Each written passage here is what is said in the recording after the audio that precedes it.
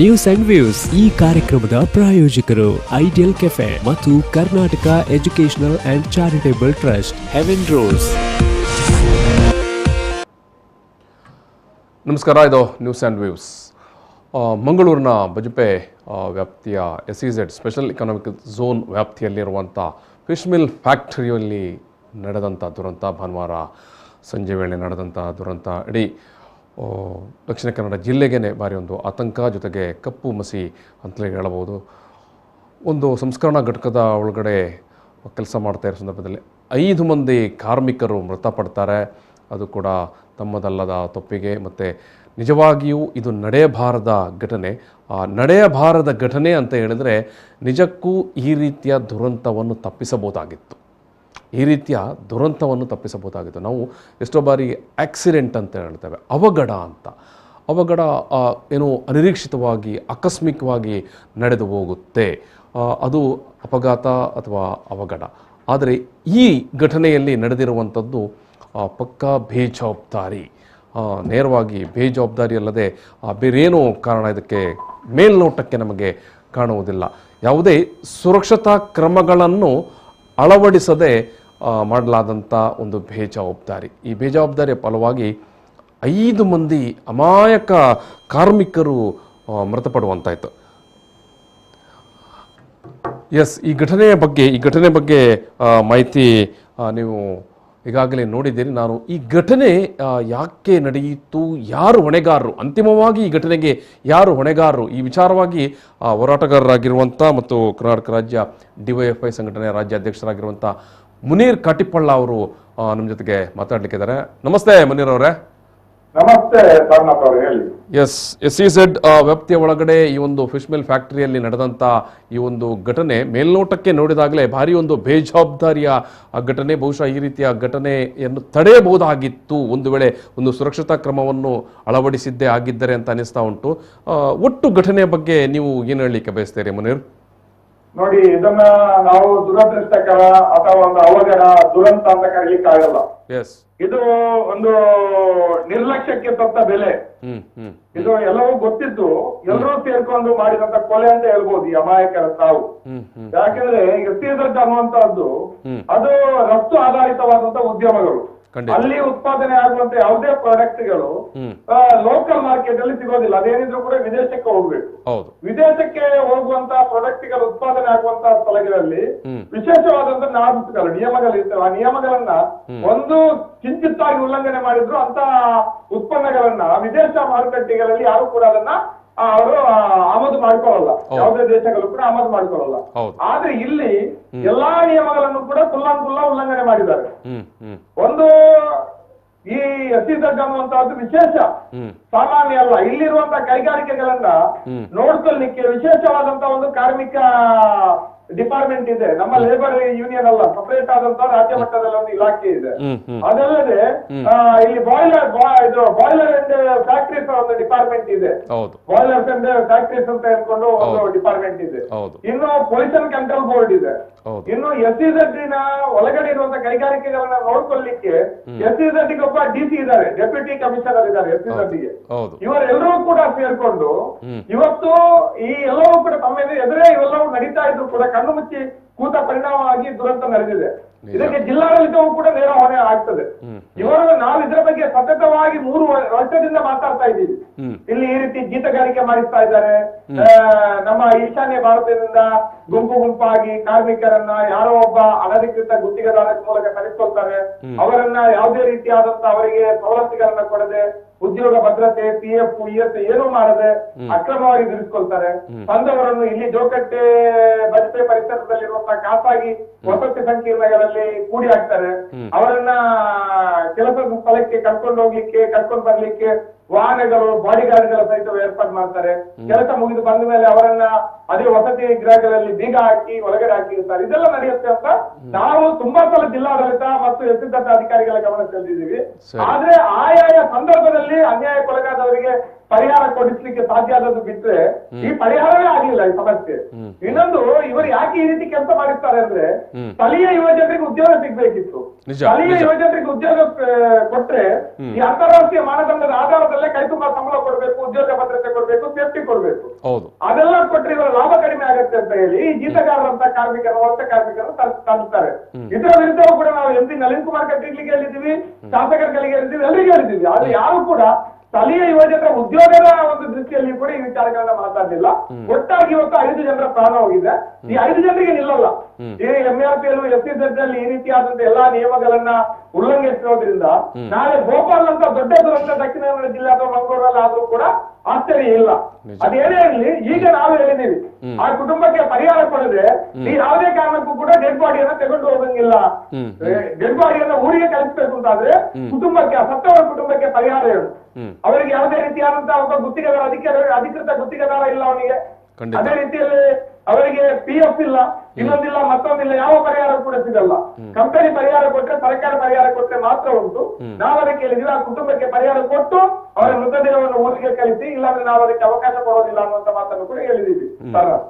ಈಗ ಇದು ಮುನೀರ್ ಅವರೇ, ನೀವು ಹೇಳಿದ 2 ವಿಚಾರಗಳು, ಒಂದು ಇವರನ್ನು ಇಲ್ಲಿ ಜೀತದಾಳುಗಳ ರೀತಿಯಲ್ಲಿ ದುಡಿಸಿಕೊಳ್ಳುವಂಥದ್ದು ಒಂದು, ಮತ್ತು ಎರಡನೇದು ನೀವು ಹೇಳಿದ್ರೆ ಸ್ಥಳೀಯರಿಗೆ ಸಿಗಬೇಕಾಗಿದ್ದ ಉದ್ಯೋಗವೆಲ್ಲ ಈ ರೀತಿಯ ಏನು ಜೀತಕ್ಕೆ ಜನ ಸಿಗುವ ಕಾರಣದಿಂದಾಗಿ ಅಥವಾ ಜೀತಕ್ಕೆ ಯಾರೋ ಗುತ್ತಿಗೆದಾರರು ಜನ ತಂದುಕೊಡೋ ಕಾರಣದಿಂದಾಗಿ ತೊಂದರೆ ಆಗ್ತಾ ಉಂಟು ಅಂತ ಸ್ಥಳೀಯರ ಉದ್ಯೋಗಕ್ಕೆ. ಹೌದು, ಈಗ ಸ್ಥಾಪನೆ ಮಾಡಿದ್ದೆ ಆವಾಗ ಹೇಳಿದ್ದೇನು, ನಮ್ಮ ಕರಾವಳಿ ಜಿಲ್ಲೆಗಳಲ್ಲಿ ನಿರುದ್ಯೋಗದ ಸಮಸ್ಯೆ ಇದೆ. ಯುವಜನರು ಪಾಸ್ಪೋರ್ಟ್ ಸಿಗುವಂತ ವಯಸ್ಸಾದ್ರೆ ಸಾಕು, ಎರಡು ಸೌದಿ ಅರೇಬಿಯಕ್ಕೋ ಅಥವಾ ಕೊಲ್ಲಿ ರಾಷ್ಟ್ರಗಳಿಗೆ ಹೋಗ್ತಾರೆ, ಇನ್ನು ಕೆಲವರು ಬೊಂಬೈನಲ್ಲಿ ಹೋಗಿ ಹೋಟೆಲ್ಗಳಲ್ಲಿ ಕೆಲಸ ಮಾಡ್ತಾರೆ. ಈ ರೀತಿಯಲ್ಲಿ ಊರಿನಲ್ಲಿ ಇಲ್ಲಾರ್ದಂತ ಸ್ಥಿತಿ ಇದೆ. ಅದಕ್ಕೆ ಯುವಜನರ ಭಾಗ್ಯದ ಬಾಗಿಲು ತೆರೀತದೆ, ಲಕ್ಷಗಟ್ಟಲೆ ಉದ್ಯೋಗ ಸೃಷ್ಟಿ ಆಗ್ತದೆ ಅಂತ ಮನವೊಲಿಸಲಿ ಕೈಗಾರಿಕೆ ಸ್ಥಾಪನೆ ಮಾಡಿದ್ದೇವೆ. ಆದ್ರೆ ಇವತ್ತು ಉದ್ಯೋಗ ಎಲ್ಲಿದೆ? SEZ ಸ್ಥಾಪನೆ ಆಗಿ ಎಷ್ಟು ವರ್ಷಗಳಾದ್ರೂ ಕೂಡ ಇನ್ನೂ ಜಮೀನು ಕೊಟ್ಟ ಕುಟುಂಬಗಳಿಗೆ ಪೂರ್ತಿ ಉದ್ಯೋಗ ಕೊಡ್ಲಿಕ್ಕೆ ಅವರಿಗೆ ಸಾಧ್ಯ ಆಗಲಿಲ್ಲ.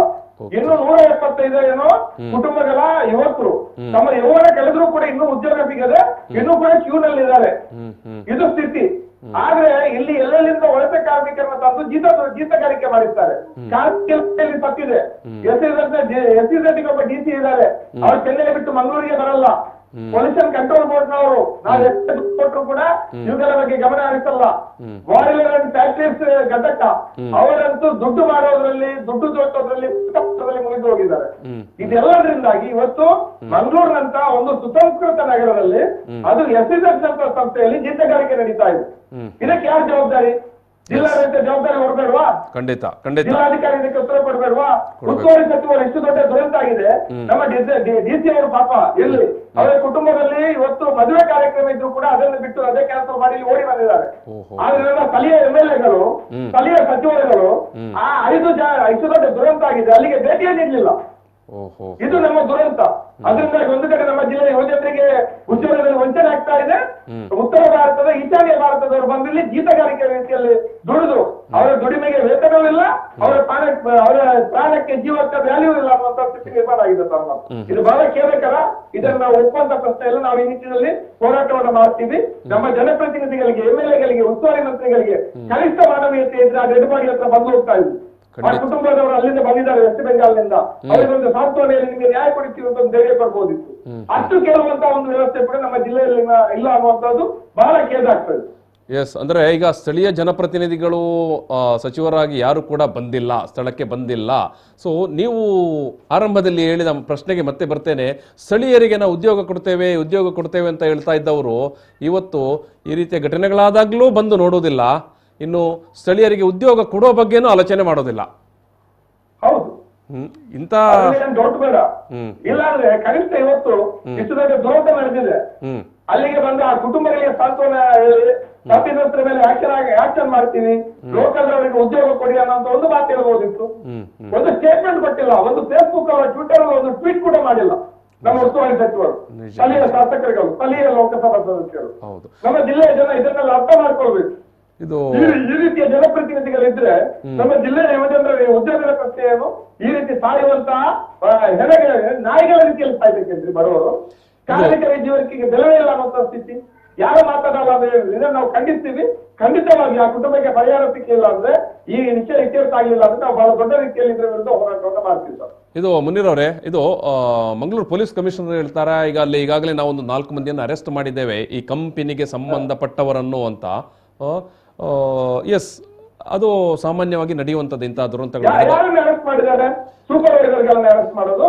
ಹೌದು, ಕಂಪನಿ ಓನರ್ನೇ ಅರೆಸ್ಟ್ ಮಾಡಬೇಕಿತ್ತು. ಯಾಕೆ ಆ 100 ಕೋಟಿಯ ದನಿಯನ್ನೇ ಅರೆಸ್ಟ್ ಮಾಡುವಷ್ಟು ಧೈರ್ಯ ಇಲ್ವಾ ಇವರಿಗೆ? ಮತ್ತೆ ಸೂಪರ್ವೈಸರ್ಗಳನ್ನೇ ಅರೆಸ್ಟ್ ಮಾಡೋದು, ಅಲ್ಲಿಗೆ ಮುಗೀತು. ಕಂಪನಿಗೆ ಒಂದಿಷ್ಟು ದಿನ ಬೀಗ ಹಾಕಿದ್ದು, ಅಷ್ಟಿಗೆ ಮುಗೀತಾ? ರೀತಿಯನ್ನ ಕಳಿಸ್ಬೇಕಿತ್ತಲ್ಲ, ಅರೆಸ್ಟ್ ಮಾಡ್ಬೇಕಿತ್ತು. ಯಾಕೆ ನೀವು ಎಷ್ಟು ನೆಗ್ಲಿಜೆನ್ಸ್ ಮಾಡ್ತೀರಿ? PF ಇಲ್ಲದೆ, ESI ಇಲ್ಲದೆ, ಗುತ್ತಿಗೆದಾರನಿಗೆ ಲೈಸೆನ್ಸ್ ಇಲ್ಲ, ಇದಕ್ಕೆ ಅವಕಾಶ ಕೊಟ್ಟು ಅಂತೇಳಿ SEZ ಅಧಿಕಾರಿಗಳ ಮೇಲೆ, SEZ ಡೆಪ್ಯೂಟಿ ಕಮಿಷನರ್ ಮೇಲೆ FIR ಹಾಕ್ಬೇಕಿತ್ತಲ್ಲ, ಯಾಕೆ ಹಾಕಿಲ್ಲ? ಇದರಲ್ಲಿ ಯಾರು ಕೇಳುವರಿಲ್ಲಲ್ಲ ಮಂಗಳೂರಿನಲ್ಲಿ? ಜೈಲು ಬೇಕಾದ್ರೆ ನಡೀತದೆ. ಯಾರು 4 ಜನ ಸೂಪರ್ವೈಸರ್ಗಳನ್ನ ಅರೆಸ್ಟ್ ಮಾಡಿದ್ರು, ಜೈಲಿಗೆ ಕಳಿಸಿದ್ರು, ದೊಡ್ಡ ಸಾಧನೆ. ಜೊತೆಗೇನೆ ಈಗ ಅಲ್ಲಿಯ ಸುರಕ್ಷಾ ಕ್ರಮಗಳ ಬಗ್ಗೆ ಕೂಡ ವಿಶೇಷವಾದಂಥ ನಿಗಾ ವಹಿಸಬೇಕಾಗಿದ್ದ ಇಲಾಖೆಗಳು ಕೂಡ ಮೌನ ವಹಿಸಿತ್ತು. ಈಗ ಅಂತಿಮವಾಗಿ ದುರಂತಕ್ಕೆ ಅವರೆಲ್ಲ ಏನು ಕಾರಣ ಕೊಡಬೇಕಾಗತ್ತೆ ಅಲ್ವಾ? ಎಲ್ಲರೂ ಕಾರಣ ಕೊಡಬೇಕಾಗತ್ತೆ. ಪ್ರಧಾನವಾಗಿ 4, ಒಂದು ಪೊಲ್ಯೂಷನ್ ಕಂಟ್ರೋಲ್ ಬೋರ್ಡ್, ಇನ್ನೊಂದು ಬಾಯ್ಲರ್ ಅಂಡ್ ಫ್ಯಾಕ್ಟರೀಸ್ ಡಿಪಾರ್ಟ್ಮೆಂಟ್, ಮತ್ತೊಂದು ಈ ಲೇಬರ್ ಡಿಪಾರ್ಟ್ಮೆಂಟ್, SEZಗಾಗಿ ಕಾರ್ಮಿಕ ಇಲಾಖೆ ವಿಂಗ್ ಇದೆ ಅವರು, ಮತ್ತೆ ಇನ್ನೊಂದು SEZ ಅಧಿಕಾರಿ ವರ್ಗ, ಮತ್ತೆ ಜಿಲ್ಲಾಡಳಿತ. ಈ 5 ವಿಭಾಗ ಕೂಡ ಇದಕ್ಕೆ ಹೊಣೆ. ಇವರೆಲ್ಲರೂ ಇದಕ್ಕೆ ಉತ್ತರ ಕೊಡಬೇಕು. ಇವರೆಲ್ಲರೂ ಉತ್ತರದಾಯಿತ್ವ ಇವರಿಗಿದೆ. ಕಾನೂನು ಕ್ರಮ ಆಗೋದಾದ್ರೆ ಇವರ ಮೇಲೆ, ಇವರ ನೆಗ್ಲಿಜೆನ್ಸ್ ಮೇಲೆ ಕೂಡ ಆಗಬೇಕು. ಇದೆಲ್ಲ ಗೊತ್ತಿದ್ದೇ ಆಗಿರೋದು. ಈಗ ಪರಿಹಾರದ ವಿಚಾರಕ್ಕೆ ಬರುವಾಗ ಮುನೀರ್ ಅವರೇ, ಎಸ್, ಏನು ಪರಿಹಾರ ನೀವು ಘೋಷಣೆ ಮಾಡಬೇಕಂತ ಏನಾದರೂ?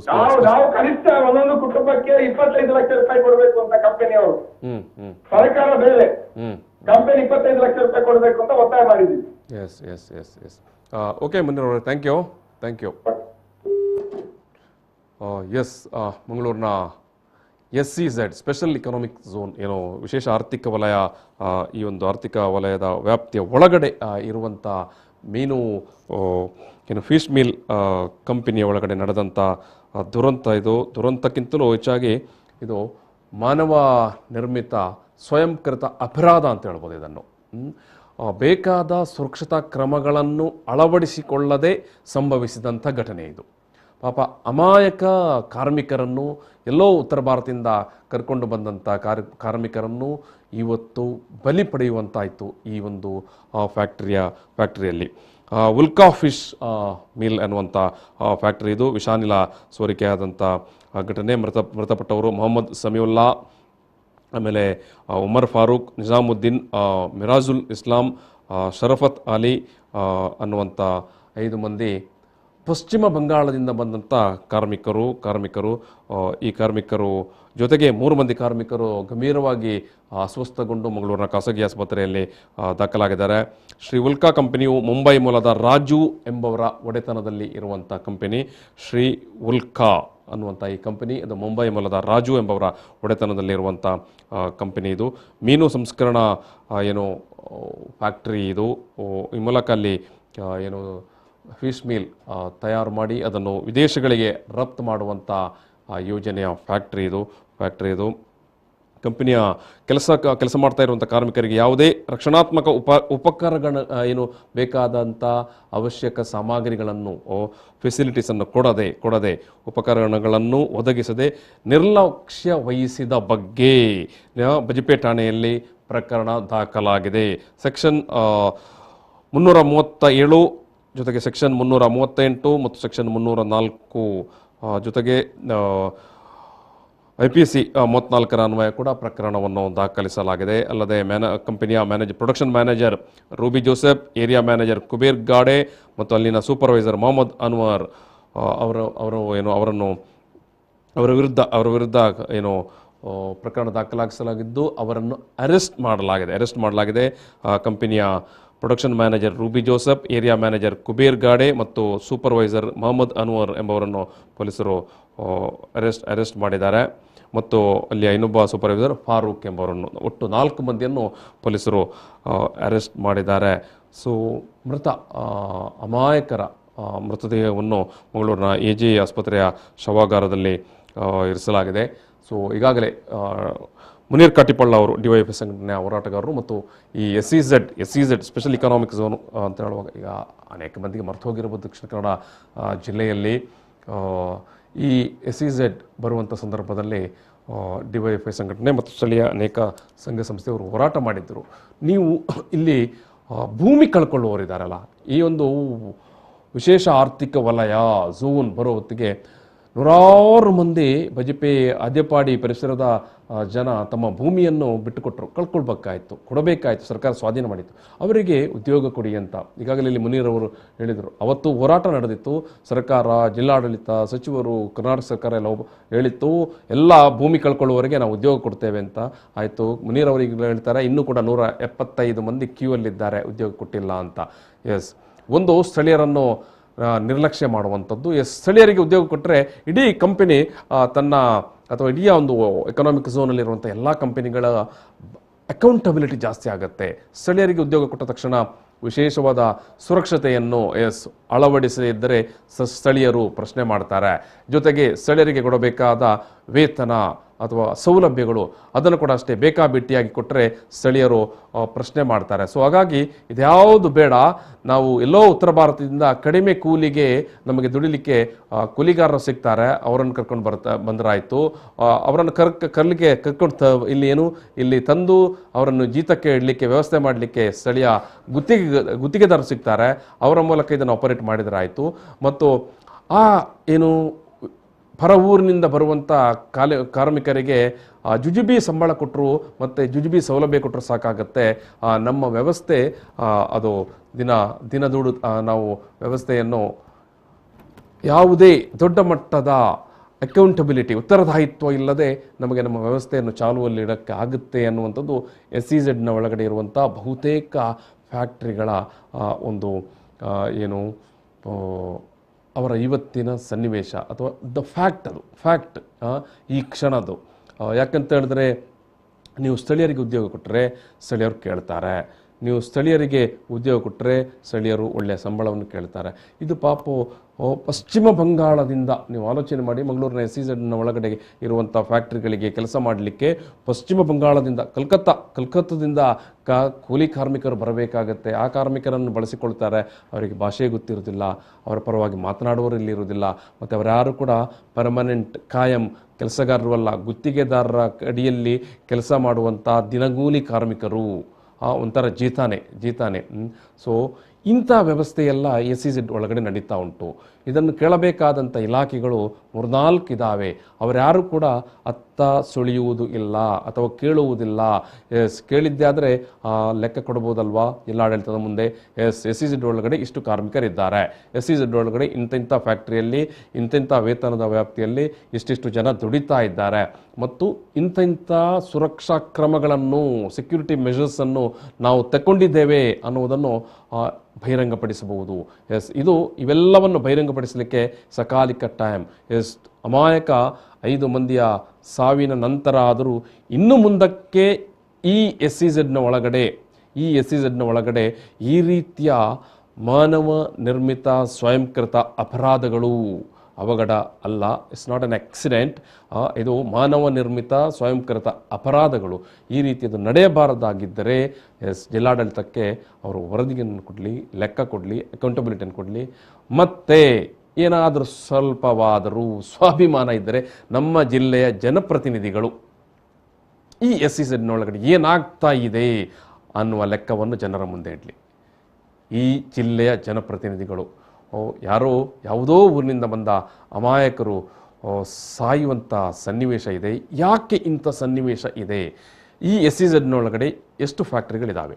ಈ ಎಸ್ ಇ ಝೆಡ್ನ ಒಳಗಡೆ ಎಷ್ಟು ಮಂದಿಗೆ ಉದ್ಯೋಗ ಕೊಡಲಾಗಿದೆ? ಈ ಎಸ್ ಇ ಝೆಡ್ನ ಒಳಗಡೆ ಎಷ್ಟು ಮಂದಿ ಪರವೂರಿನವರು ಬಂದು ಜೀತ ಮಾಡ್ತಾ ಇದ್ದಾರೆ? ಎಷ್ಟು ಮಂದಿ ಪರವೂರಿನವರು ಬಂದು ಕೂಲಿ ಕಾರ್ಮಿಕರಾಗಿ ಯಾವುದೋ ಗುತ್ತಿಗೆದಾರನಡಿಯಲ್ಲಿ ಕೆಲಸ ಮಾಡ್ತಾ ಇದ್ದಾರೆ? ನಿಜವಾಗಿ ಎಸ್ ಇ ಝೆಡ್ನ ವ್ಯಾಪ್ತಿಯ ಒಳಗಡೆ ಭೂಮಿ ಕಳ್ಕೊಂಡ, ಈ ಎಸ್ ಇ ಝೆಡ್ಗಾಗಿ ತಮ್ಮ ಜಮೀನನ್ನು ಕೊಟ್ಟಂಥ ಭೂಮಿ ಕಳ್ಕೊಂಡವರಿಗೆ ಎಷ್ಟು ಉದ್ಯೋಗವನ್ನು ಕೊಡಲಾಗಿದೆ?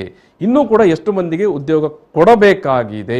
ಎಲ್ಲ ಲೆಕ್ಕಾಚಾರವನ್ನು ನಮ್ಮ ಜಿಲ್ಲೆಯ ಜನಪ್ರತಿನಿಧಿಗಳು ಕೊಡಬೇಕಾಗಿದೆ, ಒಂದು ವೇಳೆ ಅವರು ಸ್ವಾಭಿಮಾನಿ ಜನಪ್ರತಿನಿಧಿಗಳು ಆಗಿದ್ದರೆ. ಎಸ್, ನಾನು ಈ ಒಂದು ಮಾತುಕತೆಯನ್ನು ಸಮಾಪನ ಮಾಡ್ತಾ ಇದ್ದೇನೆ. Thank you.